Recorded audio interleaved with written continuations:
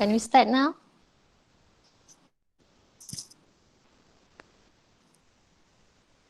Yes, we can start. All right. Assalamualaikum and hello everyone. I'm Nabiha. I'm from University of Malaya. Welcome to the 5th webinar series organized by Malaysian Association of Pediatric Dentistry.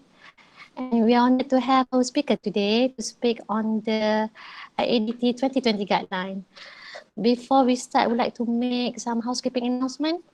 To all participants, please don't forget to switch off your camera and mute your microphone. If you have any question, you can post in the chat box. I will read the question during the Q&A session, which is about 10 minutes before the session ends. We will also share the link for certificate in the chat box by the end of the session. I would like to introduce our speaker for today, Associate Professor Dr. Shani N. Mani. Dr. Shani N. Mani is the Associate Professor in Department of Pediatric Dentistry and Orthodontic, Faculty of Dentistry, University of Malaya. She is the coordinator for Pediatric Dental Postgraduate Program. Dr. Shani received her Bachelor of Dental Surgery from Ragas Dental College and Hospital, Chennai, India, and did her Master of Dental Surgery, Periodontia and Preventive Dentistry in Postgraduate Institute of Medical Education and Research, Kanigra, India. She has about 22 years experience in teaching. She also has published numerous publications. Her research interest is on management of orthodontic infection in children, early childhood caries, and tooth development in children. Without further ado, I would like to invite Associate Professor Dr. Shani N. Mani to deliver her lecture. Right.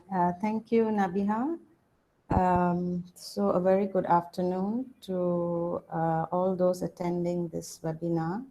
I'm just going to share my screen. Please let me know if you can see it. Can you see my screen? Yep, we can see Dr. Shani. Okay, thank you. So first of all, I want to thank the MAPD for inviting me to give this webinar.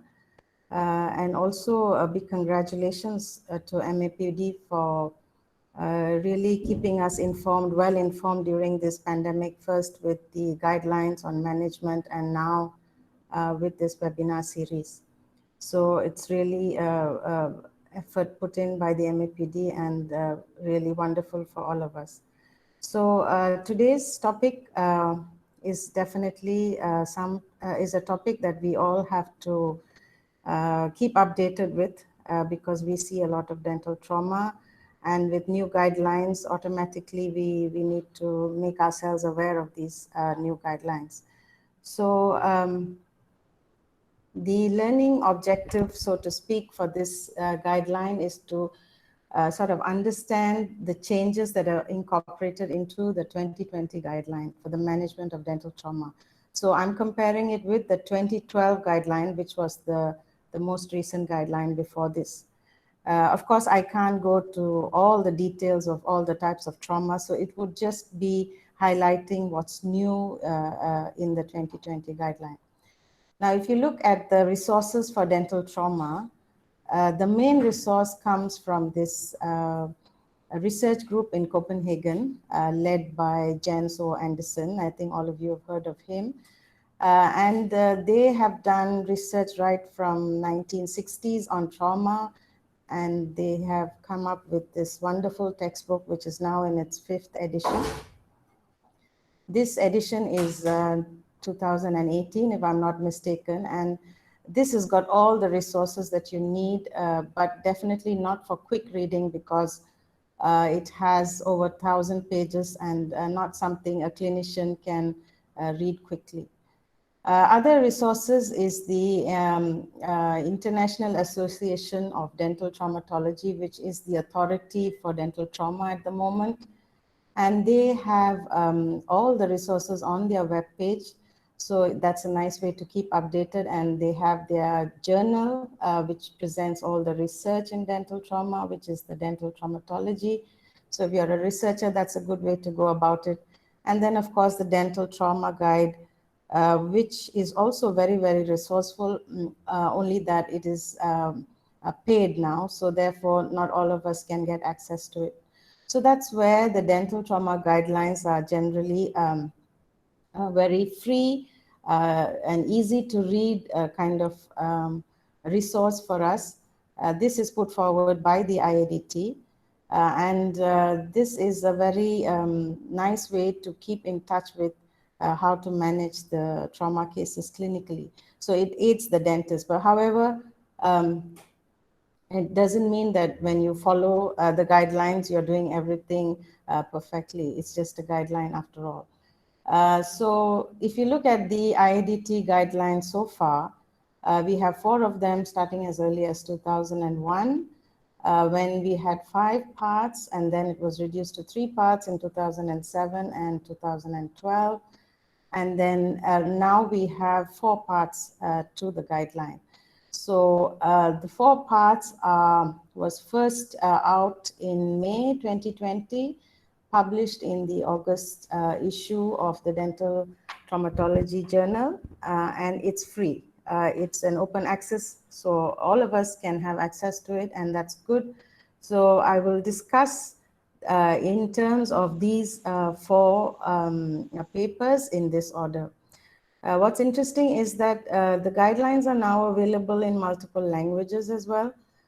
So I didn't see any of Bahasa Malaysia or Tamil. I see Mandarin. So probably this is a good time for us to coordinate with IADT and come up with local language guidelines.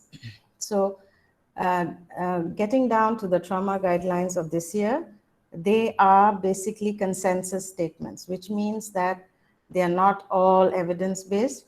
Of course, whatever evidence is available is put into context, but however, the problem with trauma is that you can't do high-quality research. You can't do randomized control trial, for instance. And so you have to rely on less quality research like in vitro, animal studies, observational studies, and so on. So that's why we don't have the evidence for every aspect of dental trauma. And that's where you have things like expert opinions, majority decisions coming into play, and that altogether forms the consensus statement for this guideline. So there's a disclaimer all across the documents saying that IADT does not guarantee perfect results. So of course, our clinical judgment is very important. So always have to remember that guidelines have to be taken in the context of guidelines, but it all depends on the presentation of the patient. So coming to the first part of the 4-part series is the general introduction. This is a new paper. It wasn't there in any of the guideline series so far. And what you see in this is common factors such as prevalence and general principles of dental trauma management. But what is key in this paper is the review protocols, the core outcome measures, and the splinting durations, which I will go through one by one. So the review protocols, now this is the table for the permanent dentition review protocol. It's very comprehensive. So it covers all the types of trauma that you can have, and then it sort of covers what is the regimen for the follow-up for each of these. And this is nice simply because it's easy for us to sort of, when you have a visual cue like this, you can remember easily, unlike the previous 2012 guidelines where the follow-ups were along with the tables with the respective trauma, type of trauma. And sometimes it was just in a paragraph. So this combination in this table is very interesting and easy for us to appreciate. Now, if you see, it's also easy to read. Every asterisk indicates the clinical review. The R indicates the radiographic review, and the S indicates the splint removal. So overall, you can see that the radiograph is indicated at every single review appointment. So there's a lot of emphasis on radiographs of the permanent dentition. Even if it's an enamel fracture, you may think it's irrelevant. You still need to take a radiograph for the follow-up which are indicated. Other than that, what's new is the 3-month follow-up, which was not there in the previous 2012 guideline. And so this is a nice introduction which bridges the gap between the 6 to 8 week review to the 6-month review. So a lot of the resorptions, the pathological resorptions that you may come across will sort of be noticed in this interval 3-month review. So that is mainly for the luxation injuries and some of the more complicated fractures of the crown. Other than that, the emphasis of long-term trauma management is also seen in this guideline, in the sense that in the previous guideline, it said you have to review up to 5 years, but now it says up to at least 5 years. So which means that you can go on after 5 years as well, but and that may be important depending on the kind of trauma that you're dealing with. Besides that, the avulsion has been split into that of the mature and the immature teeth. And so that is the other difference that is there in this follow-up. So this is the follow-up table for the primary dentition.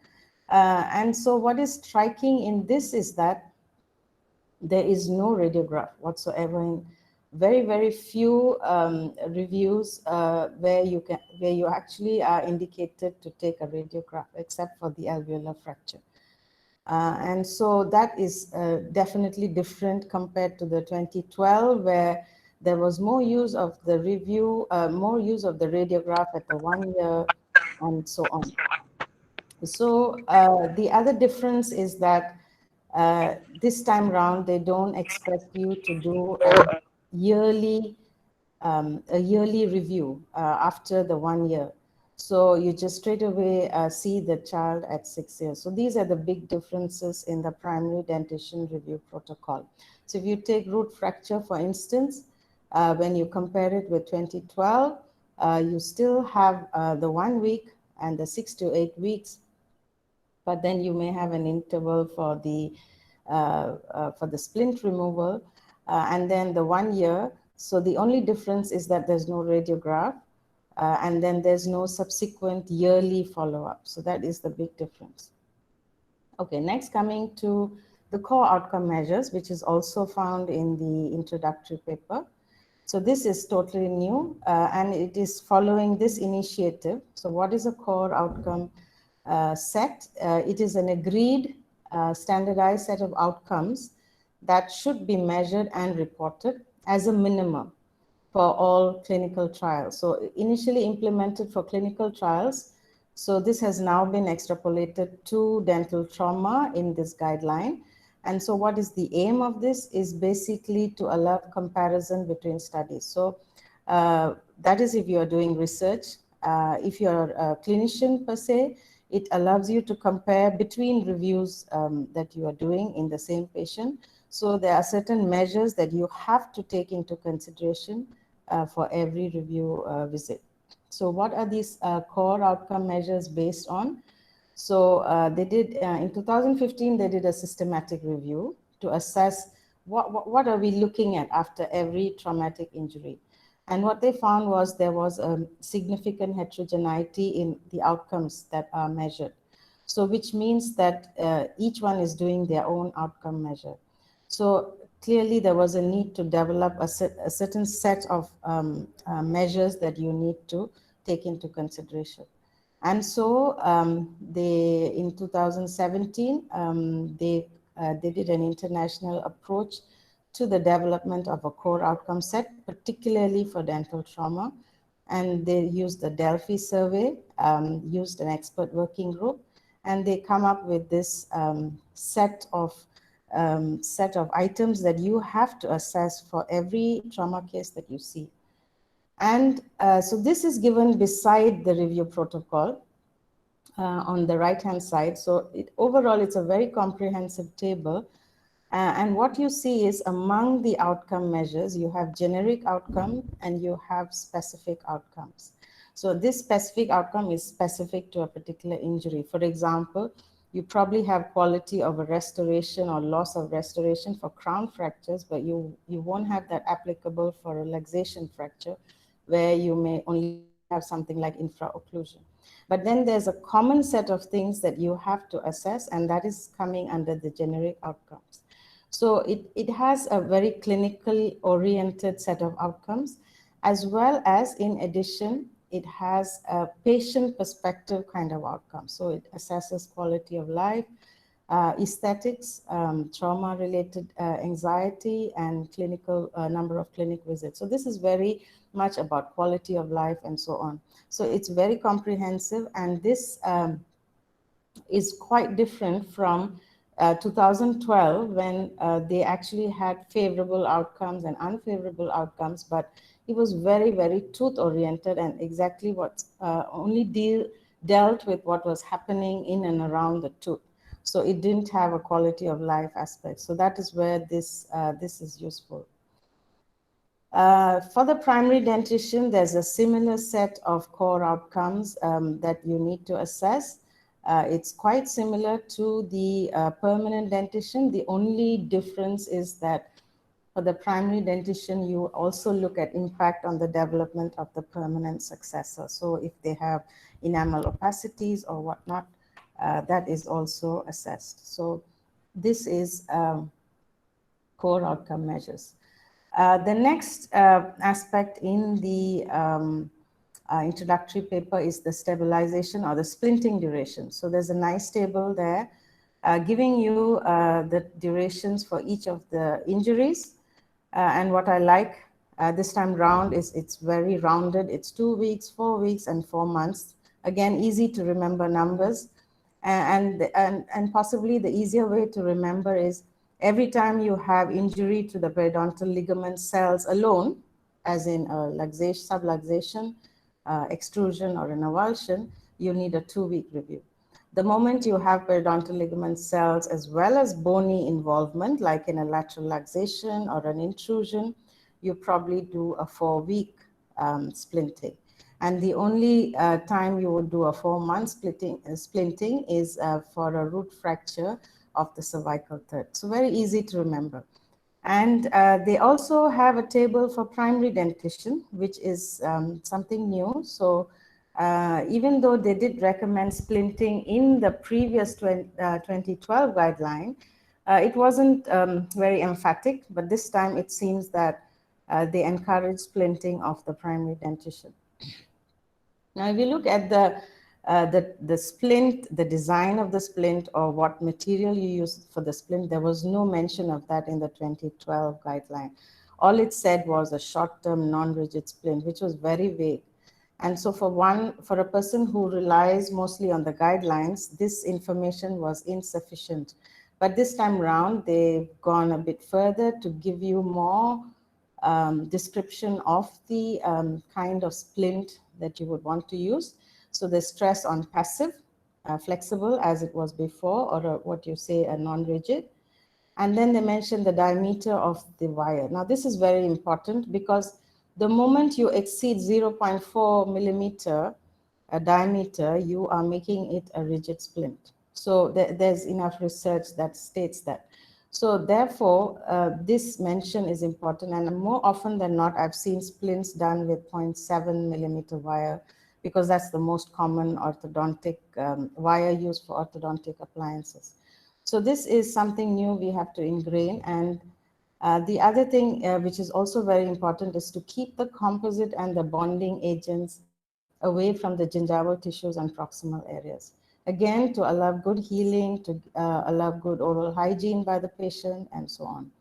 So these things, although very simple, they are very key to good healing and good outcomes. And then for those who are familiar with fishing, they also give you a possibility of using a nylon fishing line. So the only disadvantage I see is that this whole concept or details of the splint should have been put in the introductory paper, but however, it's not there in the introductory paper, and you see it in a number of situations in the avulsion and the luxation papers. So there's a lot of repetition, which I didn't quite understand why that was, because they had a nice introductory paper where they could summarize it. So all these are new aspects to splinting. Coming to terms used, now root resorption is one of the unfavorable outcomes of injuries. So you have the terms infection related and ankylosis related, both of which are new terms, and they were used in the 2012 guidelines. Now, older people like me will be more familiar with inflammatory root resorption and replacement root resorption, which were much older terms in the earlier guidelines. So this time around, they've combined both these, probably because both are being used simultaneously, even in the current literature. So that's useful and clear. Coming to the second paper, the fractures and luxation. So what is interesting and probably the best part of this paper is that there's the mention of the combined injuries. Now, this was not there in any of the previous guidelines. So more often than not, we come across traumas that have both the crown fracture and a luxation, and then sometimes we are confused as to which protocol to follow. So this time around, they clearly say that if you have combined injuries, the chances of your pulp necrosis is much higher. And so therefore you go on to use the protocol for the luxation injuries. And the other the introduction is the radiographic examination is given in much detail. They have given, of course, they say initial radiographs are needed for baseline that was there before. They mentioned the use of film holders, which is important to get standardized pictures across the board. And they go on to describe the radiograph in much detail, a parallel periapical radiograph, a lateral one. They even tell you the way the beam should, the X-ray beam should pass through which tooth. So very much in detail. And this is makes it very clear and explicit, unlike the previous 2012, which was just telling you with lateral angulations. So in a way that makes it clearer, and so that's something new. And then there's the mention of the cone beam computerized tomography, which is now more commonly used than in 2012. There was a brief mention in 2012, but this time around, they clearly specify it's good for root fractures, crown root fractures, and lateral luxations. So if not for these, probably you don't need the CBCT. And so this is another new thing. Photographic documentation, if you look at the earliest textbook by Anderson, it's mentioned there, but somehow this did not come into the guideline. But now in 2020, they tell you that photographic documentation is strongly recommended. And of course, there are many uses for it, for monitoring the soft tissue lesions, to monitor the discoloration, an intruded tooth, an ankylosed tooth. And then, of course, it has the medico-legal implication as well. It can be useful for. So, and then with our current life where all of us have a mobile phone, it's not too difficult to actually document the trauma.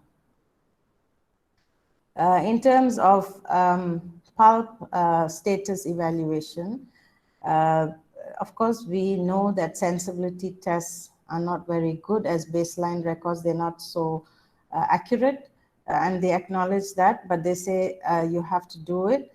And this time around, they bring up vitality tests, which is an alternative.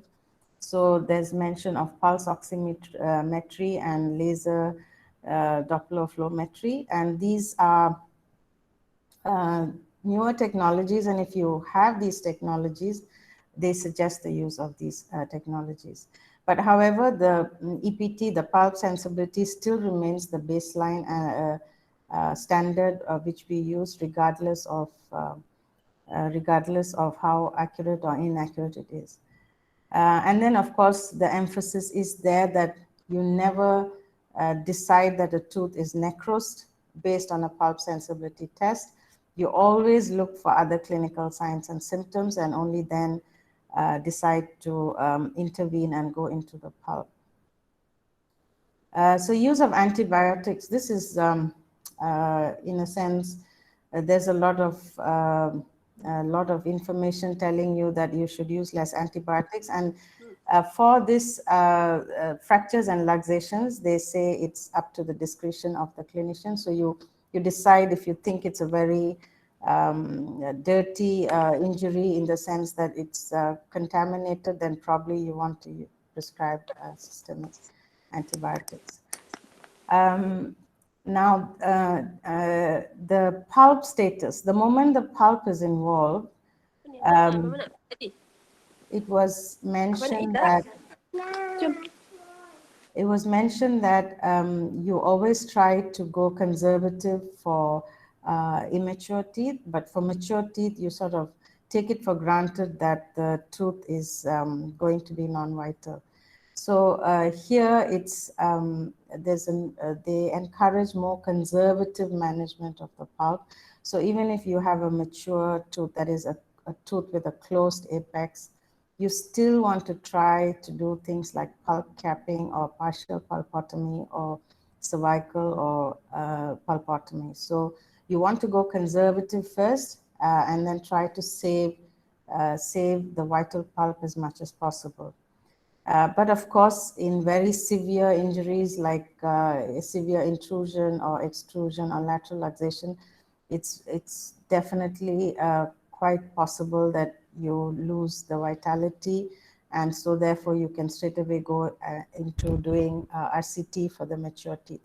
But for the immature teeth, you still wait, you look for signs of resorption, and only then you probably have to intervene. But otherwise, you hope that the pulp actually comes together and remains vital. So this is one aspect that was never mentioned in the previous guideline, that is, how long do you place calcium hydroxide should you have an instance of root resorption?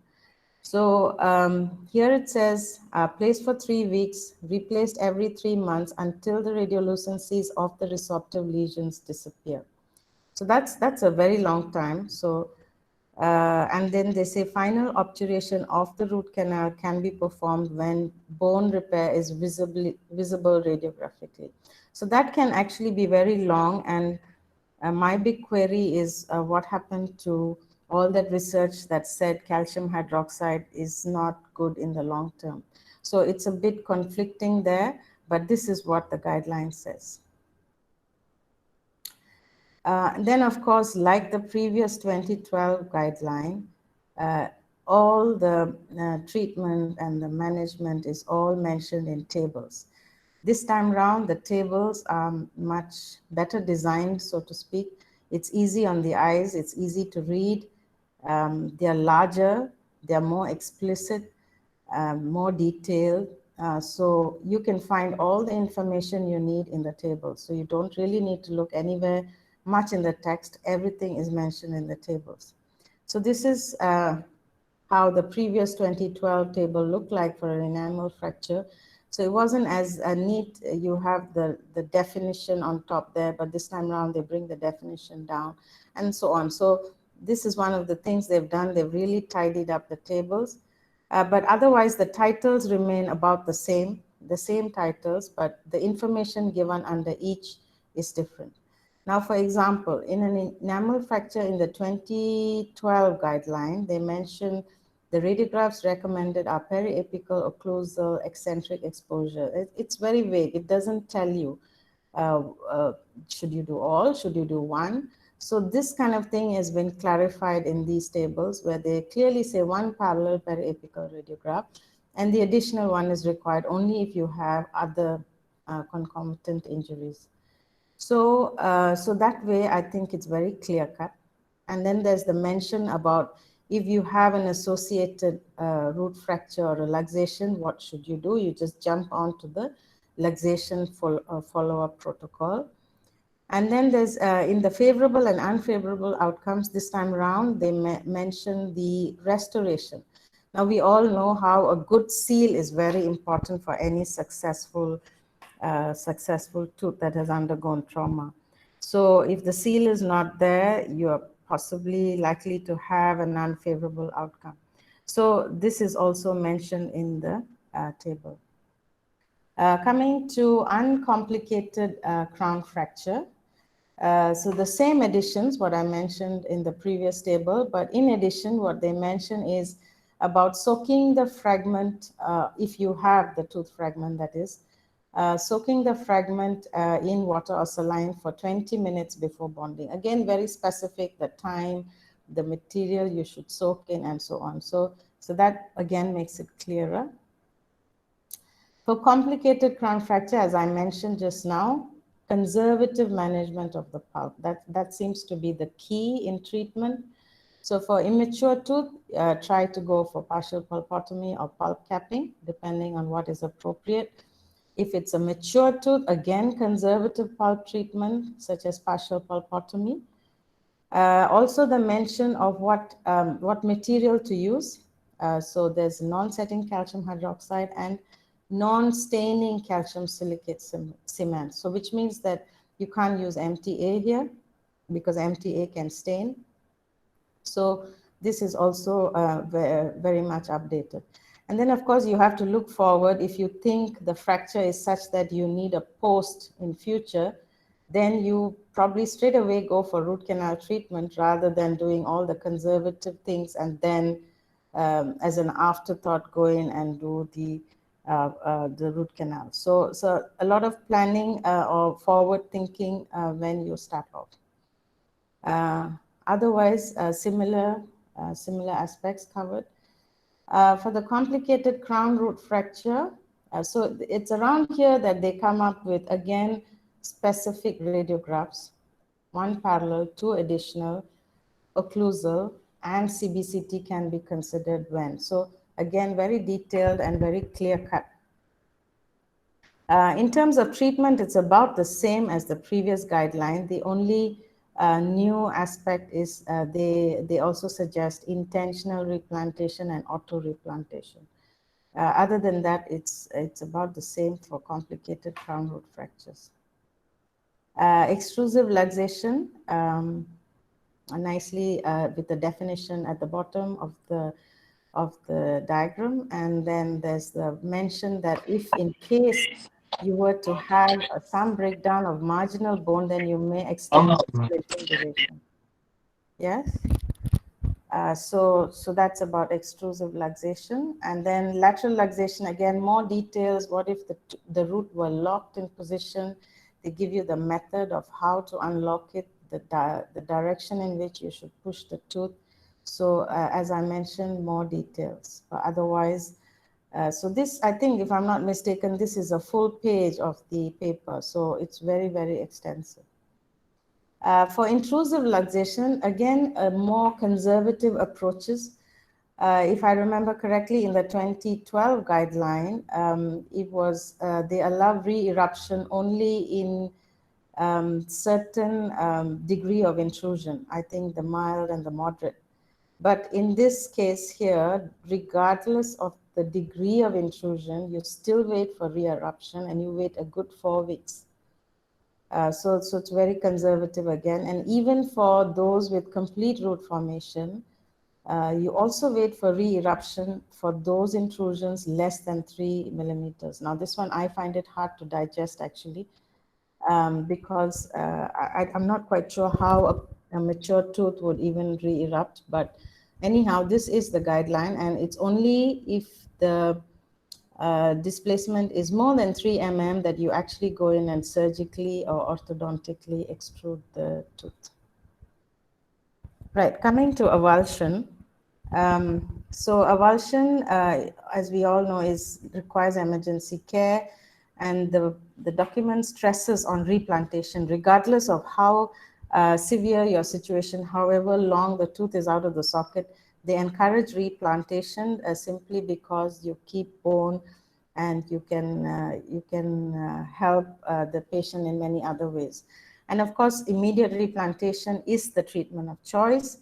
And then in the previous guideline, you could use all these, including water, but this time there's no water. So it's either milk, saline, or the patient's saliva. That's the only options you have before you return it for immediate replantation. And then they, of course, if you want to really get successful treatment of avulsion and immediate replantation, you need to educate the public. And so they have, the IADT has the Save a Tooth poster in 38 different languages. But however, I didn't find any of the local, so maybe this is another area where we can coordinate with the IADT to come up with these posters. And the new aspect is the app that is introduced to educate the public. And I think this is also something that can be very, very useful. So the app looks like this. So you have both for the professional as well as for the public. And if they click on have a tooth injury, they give you different pictures of how the injury may look like. And then you further click on, say, knocked out, and then you get this on how to manage your avulsion. So it's very short and sweet. It's clear. It has all the diagrams you need. And it's a nice way to communicate with your patient if the patient is able to read English. So again, we probably need a Bahasa version of this. Now, there's some information on prevention, and also for the for us as professionals, there's the guidelines are in there. So this is all new and in this 2020 guideline. If you look at the layout, it's easy to read. It's numerated here in the 2020 guideline, unlike 2012 where it was bulleted. So, so I think overall it's much easier to read. The classification of avulsion remains the same. You had PDL cells that are most likely viable but compromised, likely to be non-viable, and with the time frames. But in 2012, this 15 minutes was not mentioned, so that's introduced, so that makes things clearer. And then the management is based on closed apex and open apex as it was previously. So it's very clear. I think we can all go and read that. But what is the differences? So regarding tooth position after replantation. So let's say you get a patient with a replanted tooth already done by some public person, some person in the public. Then we didn't know, they said verify normal position in the old guideline. But this time around, they say you can actually change within 48 hours, which I find difficult because by 48 hours is already some organization, but this is what the guideline specifies. And then there's the cleaning of the contaminated root surface. In the older guideline, we were asked to remove dead cells from the root surface, non-viable soft tissue, sometimes using a gauze. So all that is gone. Now we just clean for surface debris and just by gently agitating. So there's not much of cleaning there to be done. Handling prior to replantation, they tell us to put it in the storage medium while we're taking a history.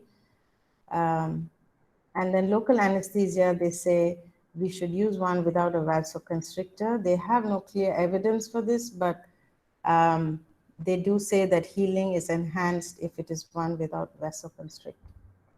So for endodontic, so if for closed apices, this time round, they suggest us to start the RCT on a second visit, not on the first visit, because usually the mature teeth, we expect it to be non-vital. We don't expect it to be vital. So we have to do RCT. So this RCT is done later to reduce the anxiety and to allow the periodontal ligament cells to heal.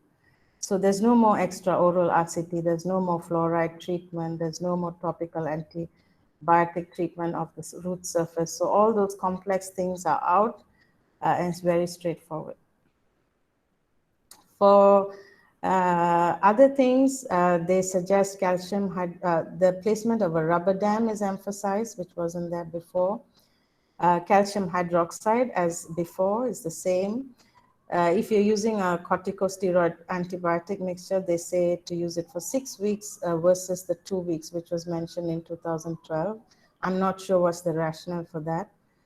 And then always considering what is the future plan for this tooth. Now in avulsion, you end up usually with ankylosis.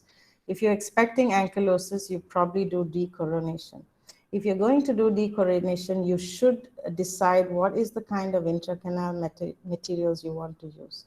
For example, if you were to put a tooth filled with biodentine, it would be difficult to take out all this material for decoronation. So that kind of preparation has to be considered. So antibiotics, this time around, they encourage antibiotics for avulsion.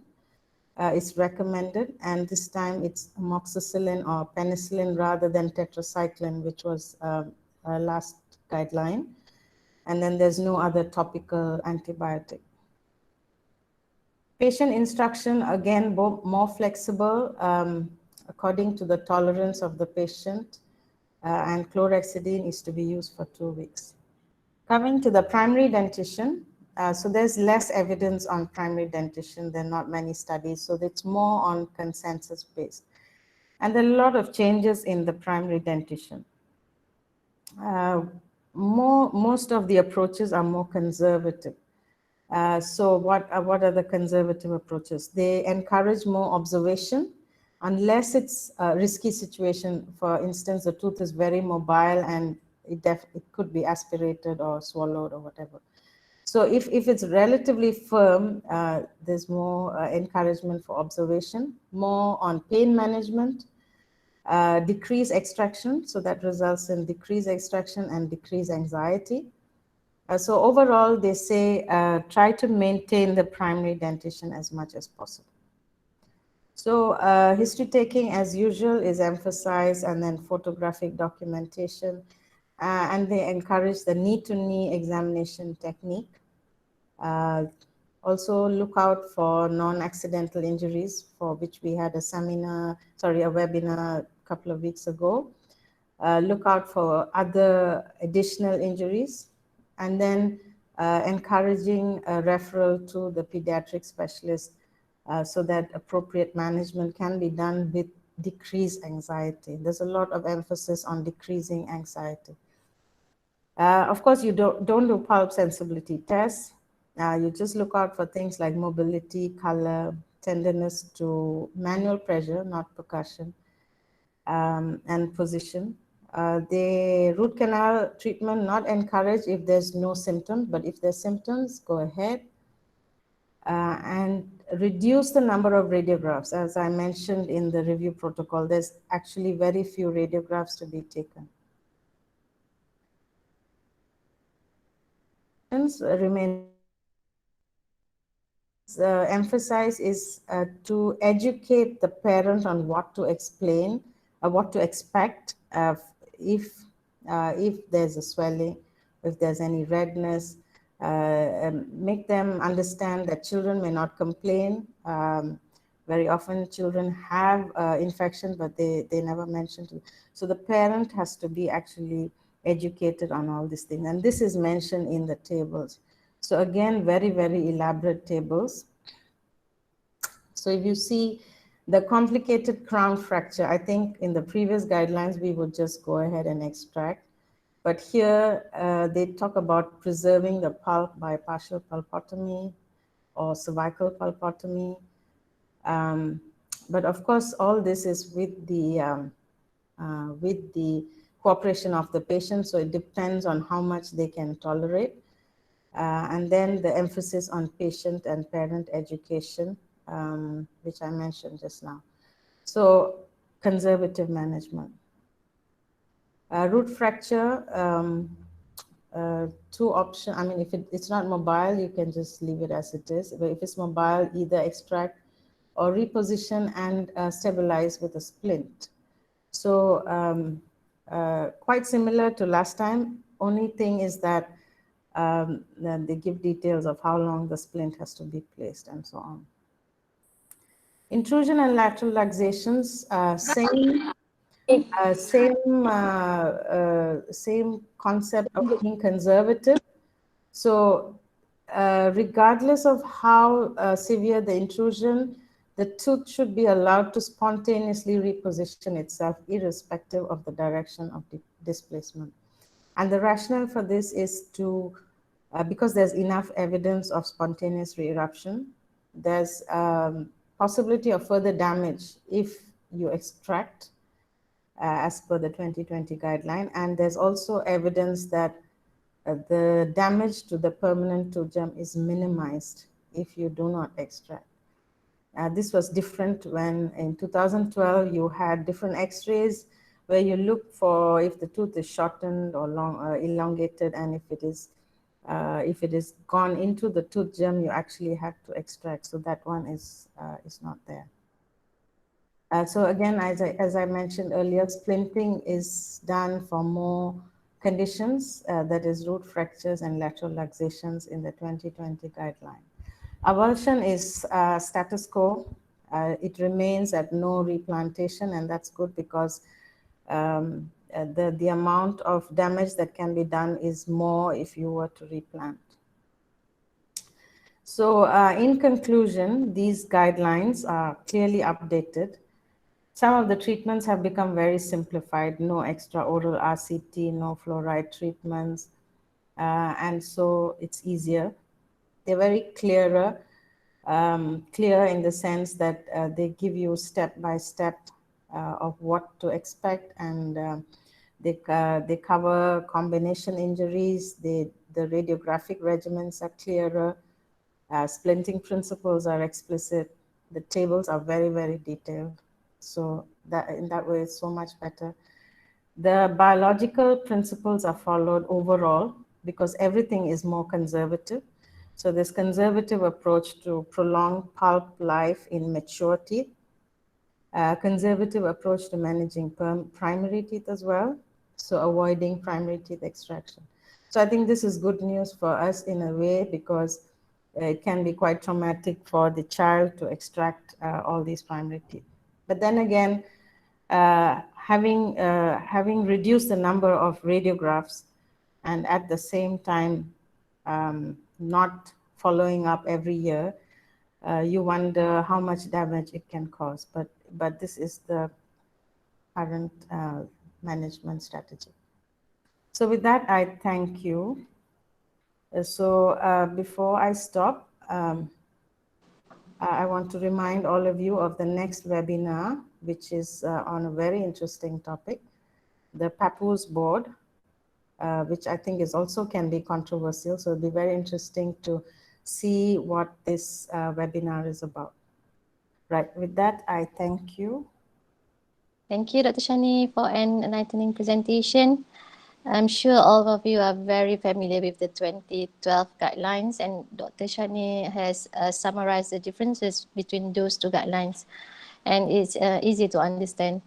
We read some question here. There's a lot of questions coming in. I'm not sure whether you can answer all the questions, but it's fine if Dr. Shani not able to answer this question now because of the time constraint. We will post the answer in our social media. Okay, the first question coming from Jason. He mentioned that antibiotic is recommended for extraoral laceration. He asking which type of cases that clinician feels it's essential to prescribe antibiotic, and what type of antibiotic. This is for the laceration, is it? Yes, not laceration. Sorry, can I just go through that question again? What kind? Oh, okay. Of course, a laceration wound is quite different from just traumatic injuries to the teeth, right? Yeah. Soft tissue injuries can be of very depth. So if it's a very deep laceration, I think it's very wise, even though you do a good cleaning and before you actually suture up, you still would, I think it's safer to cover with an antibiotic, definitely. The antibiotic should cover both the gram negative and the gram positive. So it could be any antibiotic that has a broad range of activity. All right. So the next question coming from Habibah. What is the difference between total pulpotomy and cervical pulpotomy that you mentioned? Okay, so partial pulpotomy is when we remove just a few millimeters, maybe 1 to 3 millimeters. So a part of the coronal pulp is removed. But in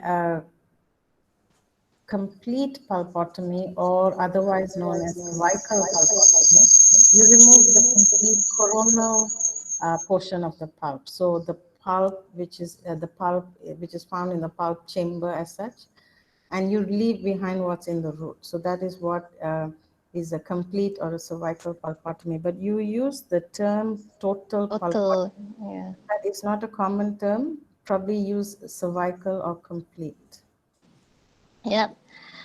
The second question from Habibah, in what situation do we need to consider to do splinting in subluxation cases as suggested in textbook and in some article? Do we need to check the type of tooth mobility and which grade should we splint? Yeah, of course, if the mobility is too much that you think the patient will find it uncomfortable, then you would do a splint. If not, you don't need to do a splint. And what kind of splint? If you do the same flexible. Which grade should we splint? What do you mean, which grade?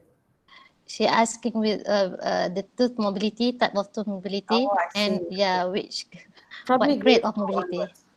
Grade 2 onwards. All right, Two all and right.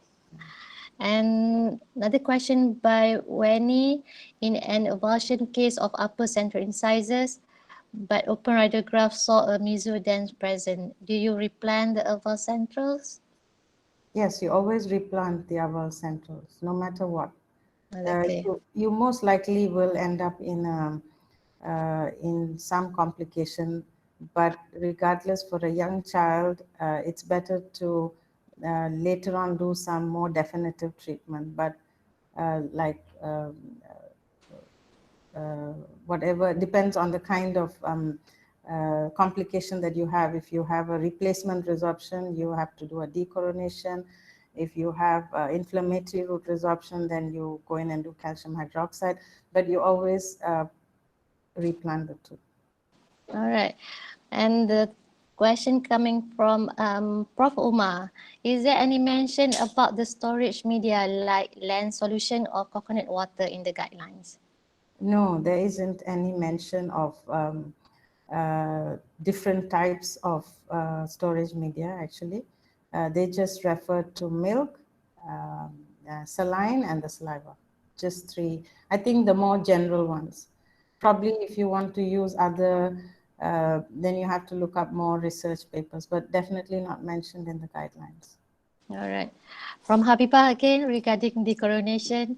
Previously, we were taught to perform if gingival recession is more than 1 millimeter of the ankylosed tooth to the adjacent tooth. Should we start doing it once we see it, or should we monitor the growth pattern of the patient, either horizontal or vertical? If you were to see the 1 millimeter recession in a very young child, you definitely have to consider doing decoronation early. But if you are seeing it in a much older child, you may actually hold on that the child who's finished the growth.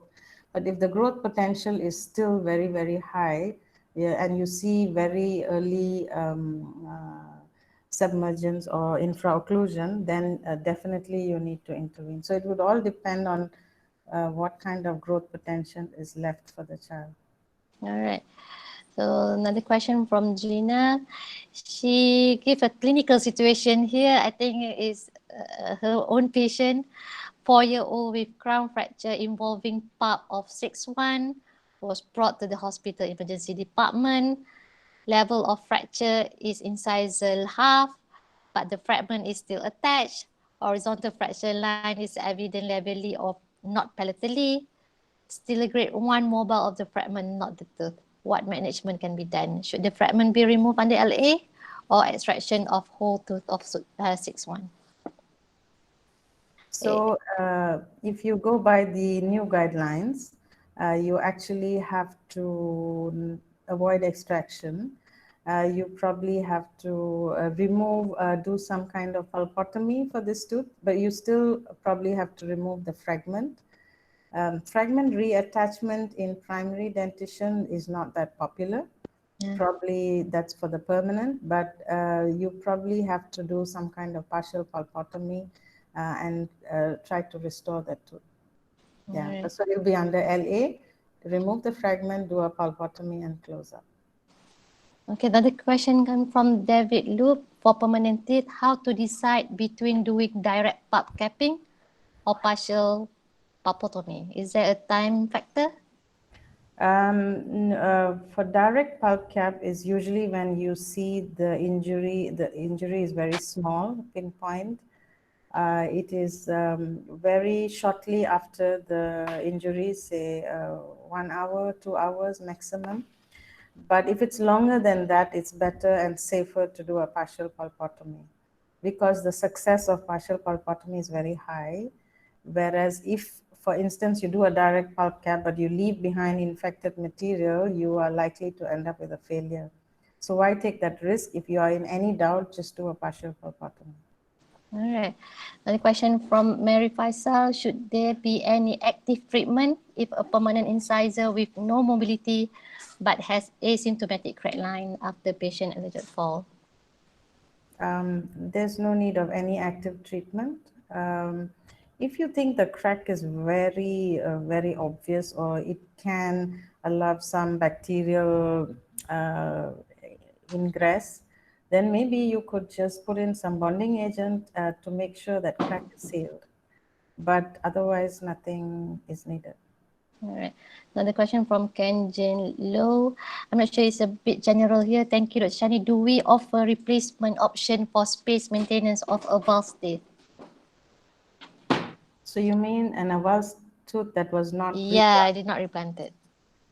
Yes, of course, you have to offer not really space maintenance, it's more like a rehabilitation and aesthetic rehabilitation, because you will have definitely movement of adjacent teeth into the space and you don't want that to be messed up. But if possible, try to replant your avulsed tooth. Oh, sorry, Dr. Shani. I think he rephrased the question is maintenance of avulsed primary teeth. Okay. So if it is an anterior tooth, I wouldn't bother with the space maintenance. Alright. Because there's usually no space loss for primary teeth. But if it were, but of course you don't have posterior teeth that are avulsed. So yeah, I wouldn't bother doing a space maintainer for primary anterior teeth. Another question, Shushmita asking, a 16-year-old came in 2 weeks post-trauma with extrusion by 1 millimeter, grade 1 mobility. What can be done for this patient? So this is a complete, a mature apex, right? The extrusion is only 1 mm, so that's very good prognosis. So what you need to do is probably push it back in and splint the tooth for 2 weeks. Because I think that tooth will survive, and then follow up. And then if you see any symptoms, then of course you have to go in and do some RCT. But I think 1 mm extrusion is very good prognosis. But after 2 weeks, we're not sure whether it can be pushed in or not. Oh, right, after 2 weeks, I missed that. I see. No, then of course you can't. Just leave it. Yeah, it would have organized itself in the new position anyway. All right. You probably have to do some camouflage of the crown to make it look similar to the other side. Yeah. Yeah, and see the occlusion as well. Yes, yeah. Okay, another question from Muhammad Kirati Zainal. For avulsion, do we need to soak tooth in the fluoride solution prior to the implantation as mentioned in previous guideline? No, all that is out. You just need to remove the debris, put it back in, and then start the RCT within 2 weeks. Okay, I guess this is last question, Dr. Shani. From Ritu Sahi, I have a 7-year-old patient with horizontal root fracture in upper central incisor with root not fully formed. After 2 weeks of sprinting, there is 1 to 2 millimeter of gingival recession, though mobility is reduced. What would be your next step? Will you still monitor? So a 7-year-old, so I'm presuming that's a permanent tooth. Yeah. Horizontal root fracture, root not fully formed. Why is there gingival recession? I'm just surprised at that. Yeah. I'm Yes, also I surprised. would definitely monitor. Go conservative unless you see something so blatantly obvious that you have to do something. You just go conservative. That would be the easiest way to go about it. But then a close follow-up, look for resorptive signs. Look for infection. All right. Thank you so much, Dr. Sani, for the great lecture. Hope all the participants will benefit from the lecture. Hope you can see. Hope can see you in the next webinar on Pulp Spot. And don't forget to click the link in the chat box for your attendance and certificate in the chat box. Okay. All right. See you. Take care. Bye. Thank you all. Bye.